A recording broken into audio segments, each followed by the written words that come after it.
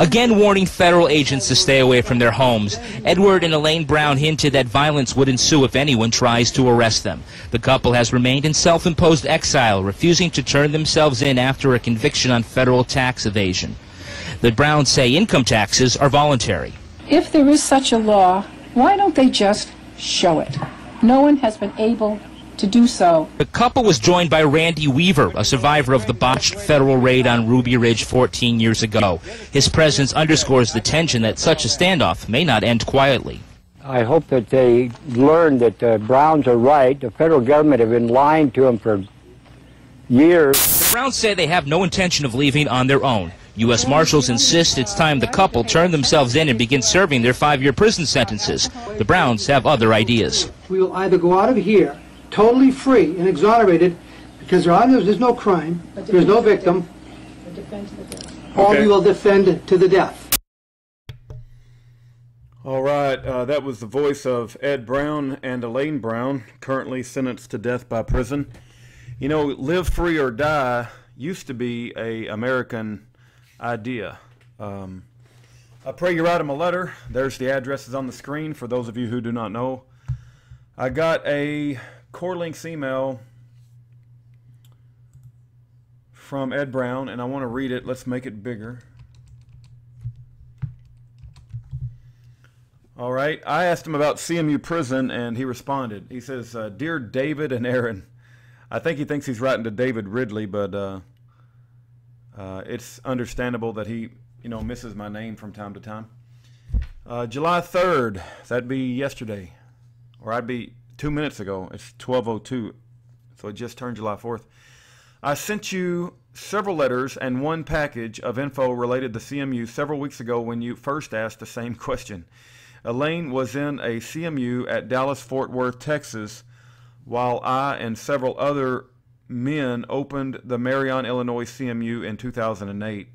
That is the unit that removed all pertinent self-help law in July of 2010 by a female Department of Justice attorney while going through all our paperwork and removing all UCC references. The same UCC that all government administrators and private corporations use to conduct business every day. We have lost our common law to the Crown Temple Bar Association while they operate UCC in court against the American people. I was nearly killed through attempted murder under the knowing eyes of the staff, including the warden Lisa Hollingsworth. I have been repeatedly blocked from filing any charges for these attempts. All of this information is of record, but I am not able to get any of it into lawful court. The bar controls it all, from the Supreme Court and President on down to each local administrator.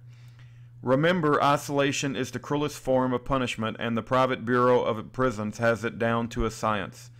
Marion USP was the original testing ground for these experiments when they opened it in the mid-60s when they closed Alcatraz in California.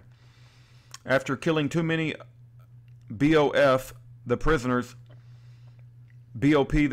they shut down the LOSD drug program on the inmates and used B.F. Skinner, Lieberman, and another to conduct social engineering tests, Hegelian dialectic, on the populations, and when they worked, used them on the entire prison system and then on the entire American taxpayer nationwide.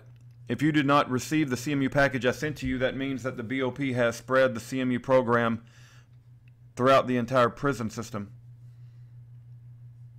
Let me read that again. If you did not receive the CMU package I sent to you, that means the BOP has spread the CMU program throughout the entire prison system. I have been trying to send a message to the president a half-dozen times, and so far all messages have been blocked. I have discovered a terrorist organization within the political infrastructure of the United States government, and one company named Novitex Government Solutions Corporation, 300 Stamford Place, second floor, west out of Stamford, Connecticut, 06902. I had a friend call up for me and asked them what right they had to open and destroy legalize only to the President of the United States. National security issue. Copy it and send it back to me with the stamps erased. What private company or individual can do this? We need answers from the Inspector General. of the post office and copies of the contracts that allow such a thing to happen. This is true treason by a private firm. Other inquiring minds need to contact both the Inspector General and Novitex and get answers. If you do not get this message, we will know we are still being blocked through R&D SAS, which is Special Administrative Services for the BOP. Let me know I sent them both inquiry, Freedom of Information Act. Commander, Edward Lewis Brown, United States Constitution Rangers, Yahweh. All right, he makes a lot of good points, and he's absolutely right about his letters to Donald Trump being opened up by Novitex Government Solutions. I don't know how in the world that company gets the right to open up his letters and send them back to him. That is absolutely absurd. He's also has been in CMU prison for a very long time. We pray for Ed Brown that he'll be released soon, as well as Elaine Brown. They have denied my wife and I the ability to visit Elaine. That's what Elaine told me. So these people are satanic. They won't even let us visit Elaine. She's probably in the later part of her life. And we've got Aaron and I willing to go visit her, encourage her, and she could probably encourage us. But they won't let that visit take place. These people are evil bastards. Please pray for Ed Elaine Brown. Please write him a letter. The addresses are on your screen.